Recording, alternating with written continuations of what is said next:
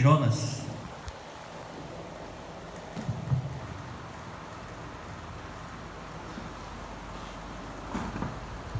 Antes de Jonas, Obadias. Obadias capítulo 1, só tem um capítulo.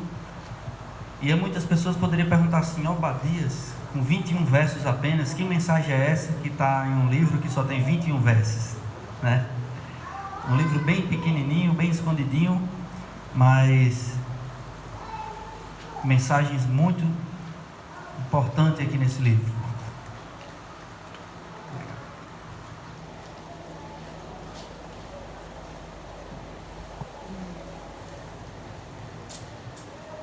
Queridos, antes da gente ler, gostaria de orar mais uma vez. Deus abençoe a leitura dessa noite. Oremos. Querido Deus, muito obrigado, Senhor, mais uma vez por estarmos aqui em Tua presença. Obrigado. Queremos, Senhor, o auxílio e o Espírito Santo nesse momento para nos instruir nessa leitura, nessas palavras e mensagens que o Senhor tem para cada um de nós. Amém. Seja, Senhor, um instrutor dessa noite. Em nome do Senhor Jesus. Amém. Amém. Queridos, antes da gente ler aqui o verso 1, eu gostaria de introduzir para vocês o que é que significa Obadias. A palavra Obadias. Quando a gente estuda um pouco mais sobre Obadias, esse homem Obadias, a gente vê, os historiadores, eles encontraram 13 pessoas com o nome de Obadias na Bíblia. Mas não sabemos ao certo qual é o Obadias que escreveu esse livro. Mas a palavra Obadias, em grego, quer dizer Barak, que significa servo do Senhor. Significa se ajoelhar ao Senhor, servir ao Senhor. E eu achei muito interessante esse significado, porque Obadias aqui ele tem uma visão, ele tem uma visão de Deus. Deus mostra uma visão a Obadias, mas para Obadias ter recebido essa visão, ele teve que ser servo de Deus, ele teve que se humilhar a Deus, ele era um verdadeiro servo. E só no nome Obadias a gente consegue extrair essa lição, de que quando somos servos de Deus, de que quando se humilhamos a Deus, Deus nos mostra visões, né?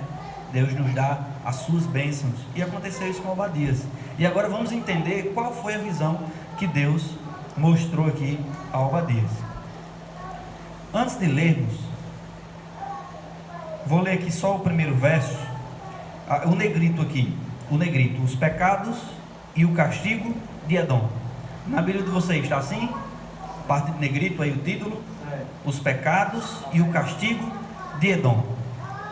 Para introduzir, como é que está aí, Ismael, na sua? Castiga Edom, né?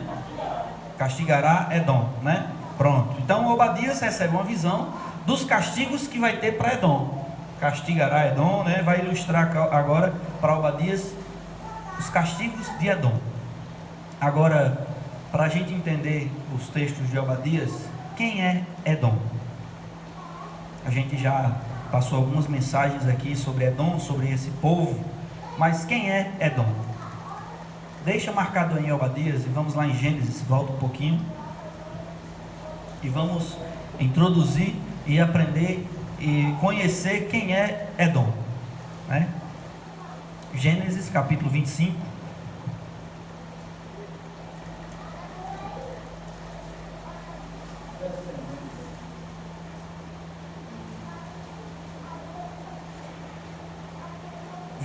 Verso 30.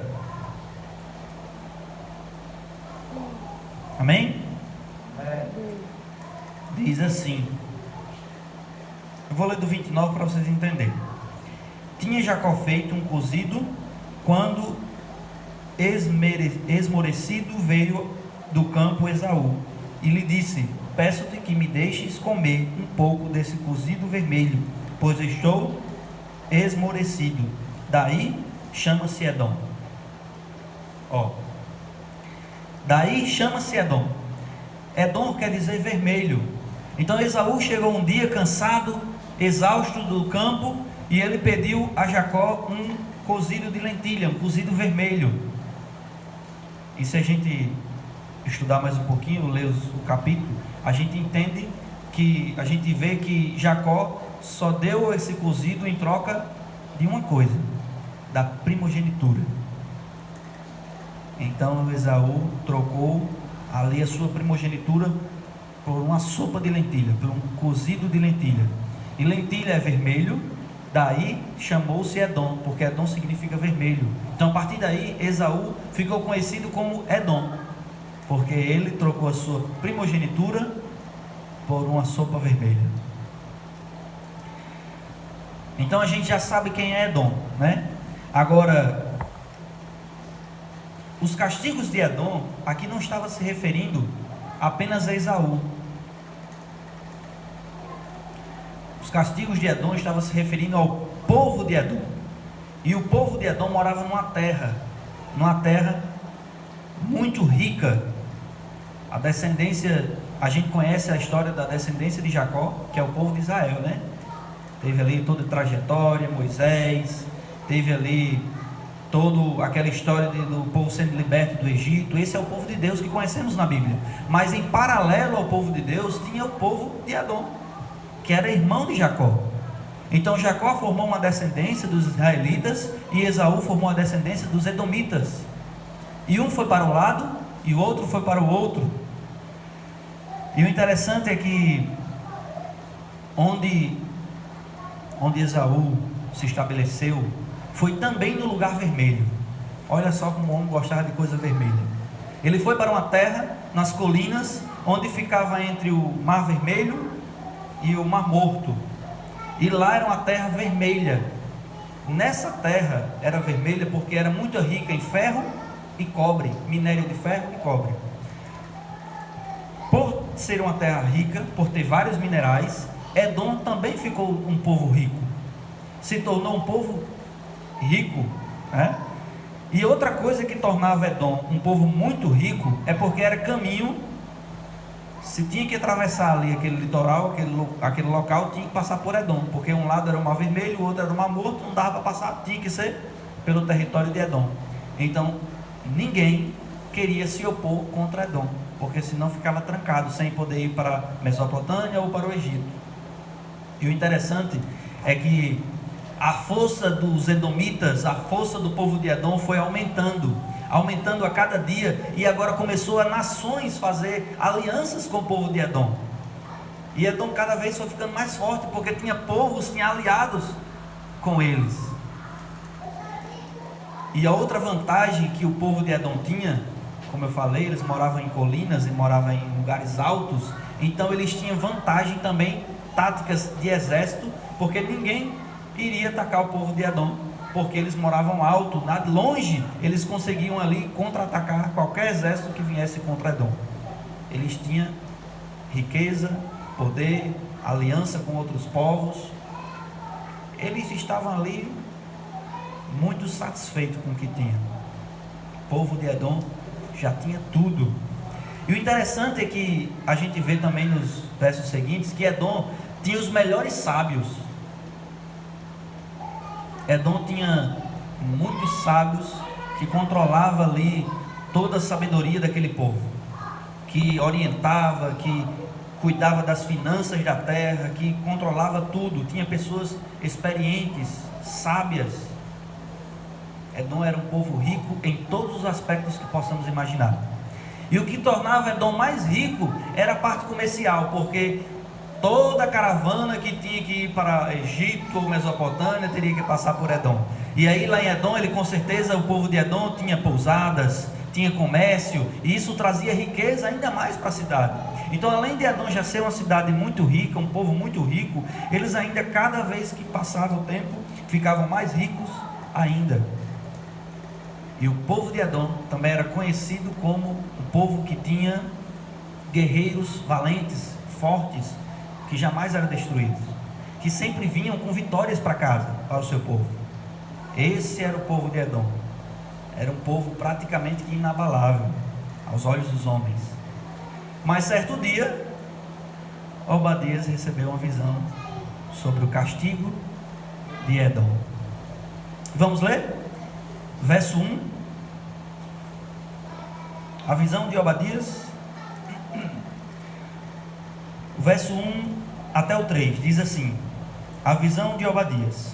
Assim diz o Senhor Deus a respeito de Edom: temos ouvido as novas do Senhor, e às nações foi enviado um mensageiro que disse: levantai-vos e levantemo-nos contra Edom para a guerra. Eis que te fiz pequeno entre as nações, tu és muito desprezado. A soberba do teu coração te enganou, ó tu que habita nas fendas das rochas, na tua alta morada, e dizes no teu coração: quem me deitará por terra? Essa aqui foi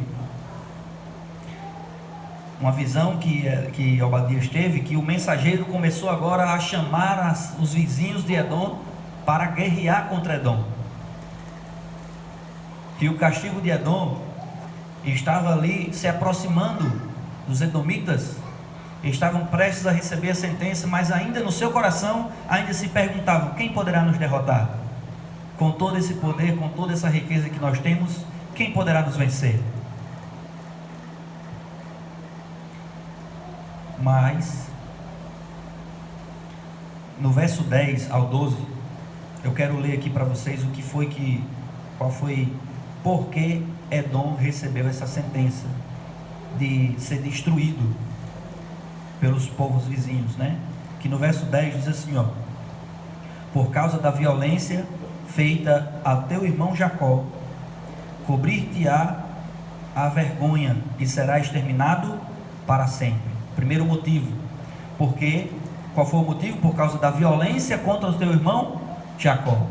Vamos conhecer que violência foi essa. O verso 11: no dia em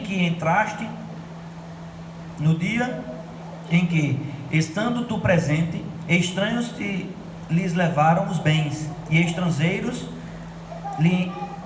lhes entraram pelas portas e deitaram sorte sobre Jerusalém, e tu mesmo era um deles. Mas tu, verso 12: mas tu não devias ter olhado com prazer no dia do teu irmão, no dia da sua calamidade, nem ter alegrado sobre os filhos de Judá no dia da sua ruína, nem ter falado de boca cheia no dia da angústia. Queridos, Edom foi castigado porque ele estava indo contra o seu irmão Jacó. Contra o seu irmão Jacó. O interessante é que Jacó e Esaú, eles eram gêmeos, mas desde a barriga da mãe, eles lutavam entre si. E quando Esaú nasceu, Jacó já vinha em seguida segurando ali no calcanhar: peraí, quem vai nascer primeiro sou eu. Eles já estavam ali lutando na barriga da mãe. E desde então a sua juventude sempre foi quem é que agrada o pai melhor, quem é que agrada a mãe melhor. É tanto que a Bíblia relata que o pai tinha um filho preferido, a mãe tinha outro preferido. Imagina só a rivalidade que tinha esses dois irmãos. E a rivalidade, como não tinha companheirismo, a gente vê que sempre um queria se aproveitar do outro, e Jacó não perdeu a oportunidade de ganhar a primogenitura. O que eu queria destacar aqui no verso 7, vamos voltando aqui um pouquinho no verso 7, só reforçando aqui sobre as alianças que eu falei aqui que Edom tinha. A gente viu aqui que esses versos do 10 a 11, dos 10 a 12 que a gente leu, está relatando aqui a queda de Jerusalém. No tempo que Daniel foi para a Babilônia, todo esse processo, foi nesse momento aqui que Edom ajudou a destruir Jerusalém. Edom estava olhando com prazer com a destruição do seu irmão. A terra de Edom era para ser parceira, era para ser aliada do povo de Israel, do povo de Jerusalém, mas eles estavam felizes porque o povo de Israel estava sendo destruído. E o mais interessante é que as histórias afirmam que o povo de Edom tinha aliança com Babilônia para destruir Jerusalém. É tanto que eles estavam ali saqueando o resto da cidade. Os que ficaram, o povo de Edom, ficavam nas estradas e matavam os que fugiam, porque não queria que escapasse ninguém. O povo de Edom queria que as bênçãos de Deus fossem só para eles, não queria dividir, tinha inveja do seu irmão. Era isso que acontecia com o povo de Edom. Desde que Jacó, pequenininho ainda, junto com seu irmão, tinha essa rivalidade passou agora para os seus descendentes. E Edom pecou muito feio em agir dessa forma, porque o dia do castigo chegou. Que Deus revela o castigo de Edom. E agora no verso 7, a gente vê o que foi que aconteceu com as nações aliadas de Edom. Aqui ainda na visão de Obadias, no verso 7 diz assim: todos os seus aliados te levarão para fora dos teus limites, e os que gozam da tua paz te enganaram, prevalecerão contra ti, e os que comem do teu pão puseram armadilha para os teus pés. Não há em Edom entendimento. Olha só, Edom, que tinha parcerias com o povo vizinho, com amigos de outras terras, agora estava perdendo as alianças, porque até o pouco povo que tinha de aliança com Edom estava lá comendo do pão, mas colocando armadilhas dentro da cidade. Estava ali tramando contra Edom. E Edom assim os edomitas achando que tinha todo o poder, mas estava perdendo tudo isso, porque eram os castigos de Deus para Edom. No verso 8, continuando, lembra que Edom tinha muitos sábios? Olha o que aconteceu com os sábios. O 8. Não acontecerá naquele dia, diz o Senhor, e farei perecer os sábios de Edom e o entendimento no monte de Esaú. Deus fez perecer os sábios de Edom, e as riquezas de Edom foram diminuindo. Os castigos de Deus foram chegando, e as riquezas de Edom foram diminuindo. E no verso 9 completa o seguinte: e os valentes, ó Temã é um clã dos edomitas, é um povo dos edomitas, é um clã. Então os valentes, ó Temã, estarão atemorizados, para que no monte de Esaú seja cada um deles exterminado pela matança. Queridos, os pecados de Edom eram tão grandes. E sabe como foi que surgiu os pecados de Edom? Sabe qual é a base dos pecados de Edom? É a supremacia.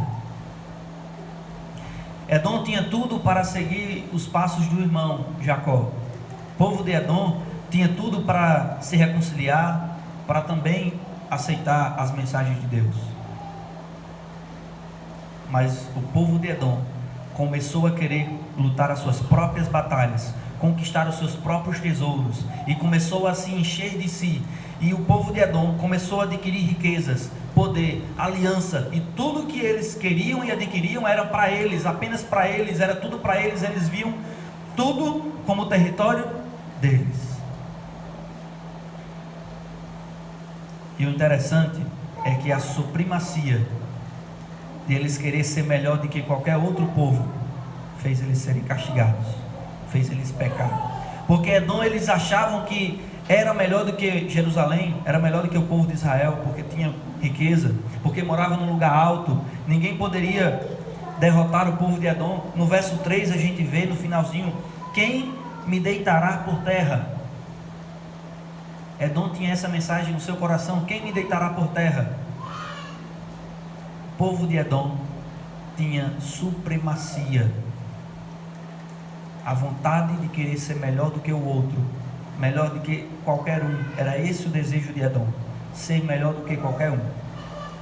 Agora eu faço uma pausa no sermão e levo para a nossa vida o que a supremacia na vida do cristão pode trazer. Inúmeros pecados. Às vezes a gente não percebe quando estamos alimentando o nosso ego, assim como Edom fazia, e a nossa supremacia, aquele desejo de querer ser melhor do que o outro, vai se aumentando no nosso coração, e quando menos esperamos, estamos dando críticas sem perceber, porque as críticas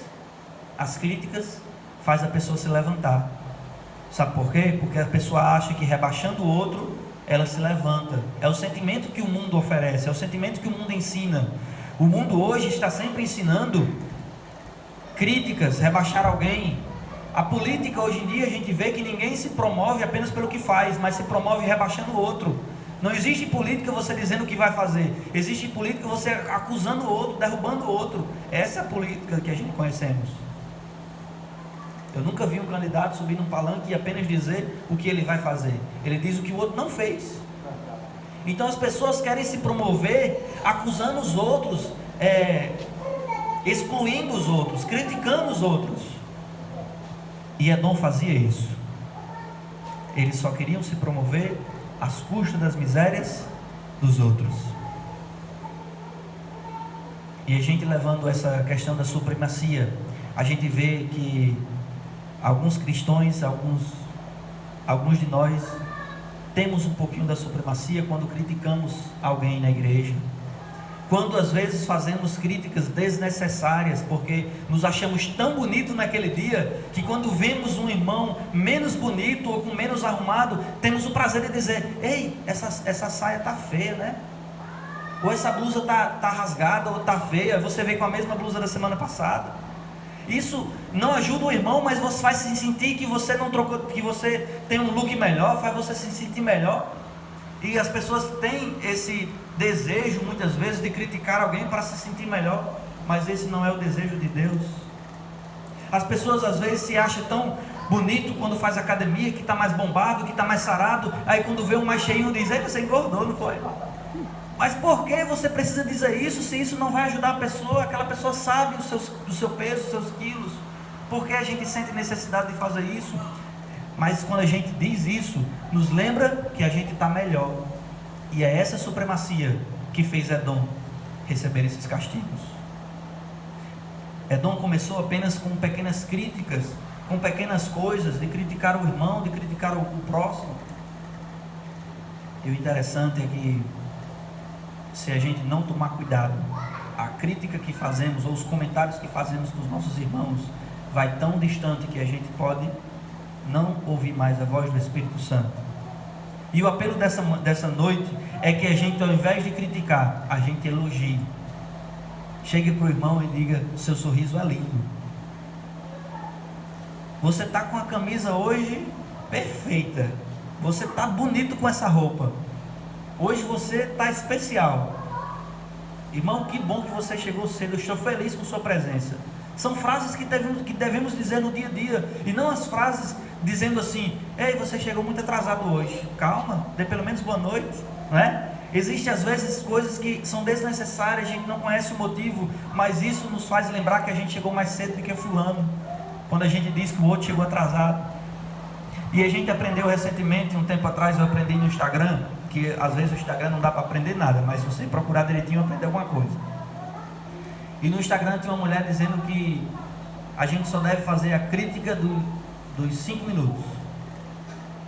A crítica dos 5 minutos é aquela crítica que você vai criticar alguém por alguma coisa que ele vai resolver em 5 minutos.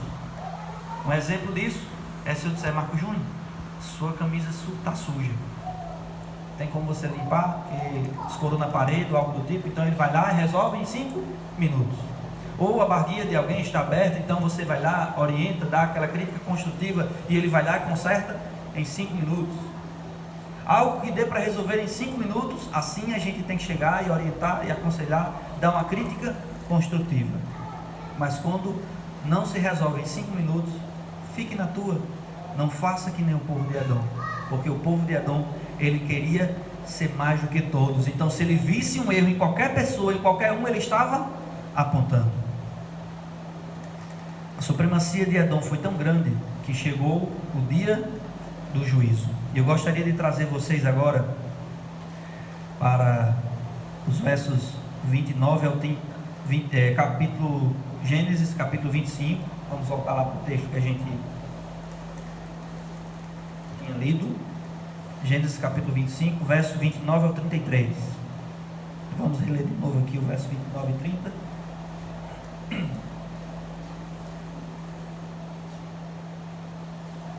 Como eu havia falado, no verso 29 e 30 a gente viu que Jacó fez um cozido e trocou pela primogenitura do seu irmão.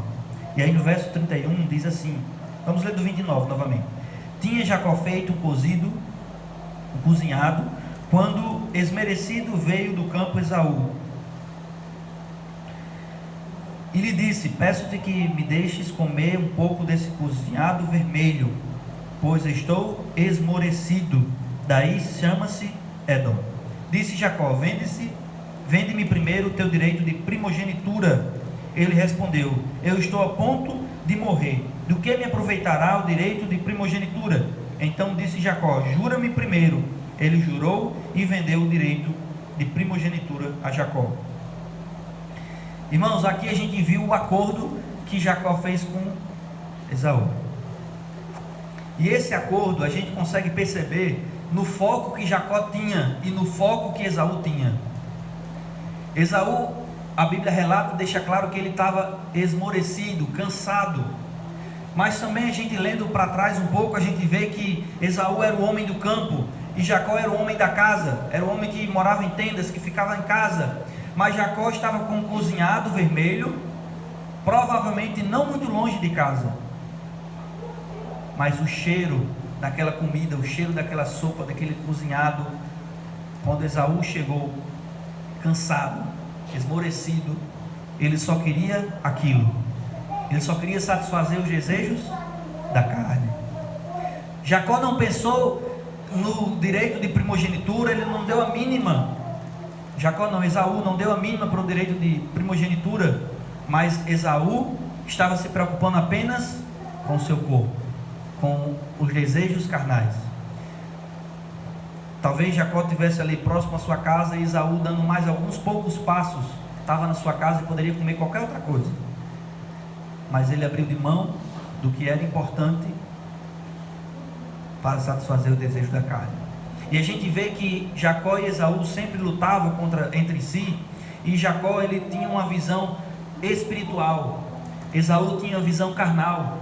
Jacó sabia que o filho do homem vinha do primogênito, então ele queria esse direito de primogenitura para um dia ele receber essas bênçãos. Ele pensava no espiritual, ele não estava pensando nos desejos carnais, ele queria a bênção de Deus, era o que ele queria, e ele usou ali, talvez de má fé, mas fez um acordo com seu irmão, e ele conseguiu ali as bênçãos da primogenitura, enganando ali o seu pai, um pouco cego, ou muito cego. E a gente vê essa guerra que começou desde a barriga da mãe de Jacó e Esaú, lutando contra si, e um lutava pelos desejos da carne, e o outro pelo desejo do Espírito. O interessante, querido, sabe o que é? É que temos travado uma luta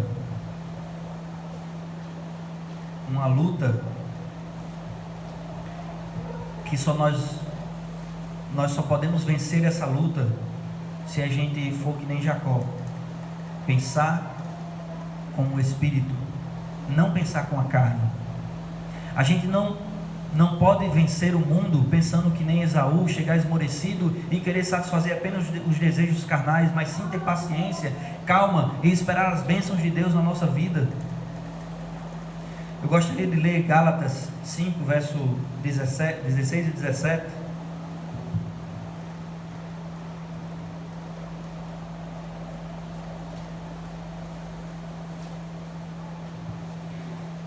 Gálatas 5, 16 e 17.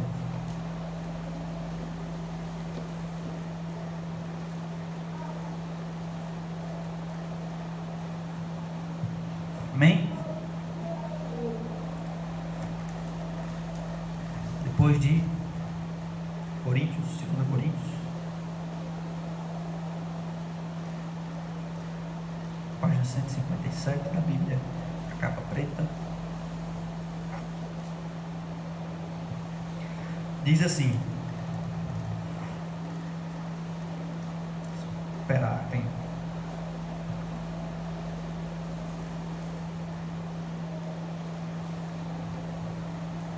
Amém? Digo, porém, andai no Espírito, jamais satisfarei a concupiscência da carne, porque a carne milita contra o espírito, e o espírito contra a carne, porque são opostos entre si, para que não façais o que porventura seja do vosso querer. Queridos, assim como Esaú e Jacó sempre lutavam entre si, também temos uma luta dentro de nós, a carne e o espírito. Agora a questão é, quem a gente alimenta, quem a gente vai ouvir, se é a carne ou o espírito? A gente está enfrentando agora muitos desafios e vamos enfrentar mais um, que é o evangelismo de Semana Santa, 15 dias. E durante esses 15 dias vamos ser provados de várias maneiras, e o que vai determinar se nós vamos ser vitoriosos é quem a gente vai escutar, se é a carne ou o espírito. A gente viu que quem escuta a carne vai chegar num caminho, vai trilhar um caminho distante, um caminho muito bom, vai ter riquezas que nem o povo de Edom, vai ter muitas coisas, mas no final terá o castigo, porque o juízo um dia chega. Mas se a gente pensar nas coisas do Espírito, que nem Jacó, podemos passar por diversas provações, assim como o povo ficou preso no Egito, assim como o povo passou vários anos no deserto, assim como o povo sofreu muito sendo escravos, mas no final tem a Canaã celestial. Olha só a diferença. Você viu aí a diferença? Quando a gente lutamos pela carne, a gente tem muitas coisas aqui na terra, assim como o povo de Edom tinha, riquezas, terra, tudo. Mas devemos lembrar que o nosso lugar não é aqui. Se a gente pensar que o nosso lugar é aqui, realmente a gente vamos ter várias coisas aqui, assim que nem o povo de Edom, mas não vamos ter as coisas do céu. Mas quando a gente pensa que nem Jacó, pensa no futuro e não no momento, a gente pode passar por diversos problemas, mas a Canaã será guardada para nós. Amém. E nesse evangelismo vamos buscar pessoas para ouvir o Espírito, para ouvir o Espírito de Deus, para que o Espírito de Deus trabalhe em nossa vida e também trabalhe na vida deles, para que juntos possamos ir para Nova Jerusalém, para Canaã celestial. Esse é o seu desejo? Vamos orar? Vamos ficar de pé?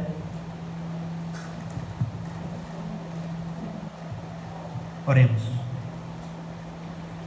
Querido Deus, muito obrigado, Senhor, pelas bênçãos que o Senhor nos concede, por tudo que o Senhor nos dá. Somos gratos, Senhor, pelas maravilhas, pelo cuidado, pelas lutas e pelas vitórias. Amém. Queremos, Senhor, pedir uma bênção especial sobre essa igreja, para que possamos escutar a voz do Espírito e não da carne. Queremos, Senhor, ter um exemplo de Jacó, que sempre pensava no futuro, escutando a sua voz e recebendo as suas orientações. Não queremos ser que nem os edomitas, que pensavam apenas nos momentos carnais, pensavam apenas nos bens materiais, em viver bem aqui na terra, mas queremos viver bem com o Senhor aí no céu. Amém. Esse é o nosso desejo. Nos capacite, nos oriente, nos dá sabedoria, em nome do Senhor Jesus. Amém. Amém. Amém. Boa noite a todos.